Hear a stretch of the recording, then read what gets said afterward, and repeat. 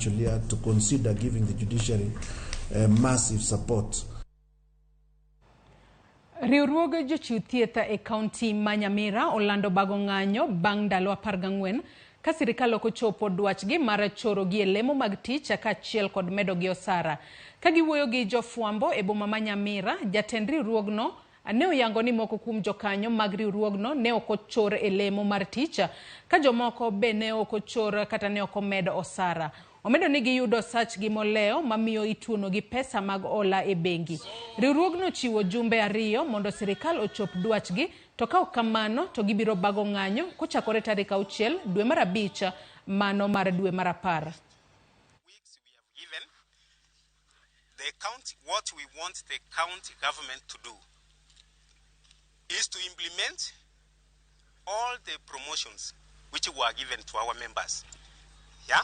Alafu wapandishe watu wote vyeo wenye hawajawahi kuwa promoted na wenye wamefikia wakati wao wa kupandishwa vyeo. Mtu aliandikwa hapa Nyamira mwaka 2014, nurse mwingine akaandikwa county kama Machakos kwa mfano. Huyu nurse ako ile kiwango cha job group K ama L, lakini hapa Nyamira hao watu waliandikwa 2010 bado wako job group H.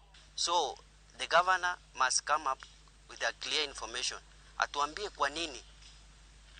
kwa nini atukubaliwi kuchukua loans. The Nyamira County just sat down, decided to come up with a list of members who went to school and paid their own school fees, and some of the members never went to school, but they found out that their payslip are being deducted training levies. Nyakora Ramogi yena mar mondo mi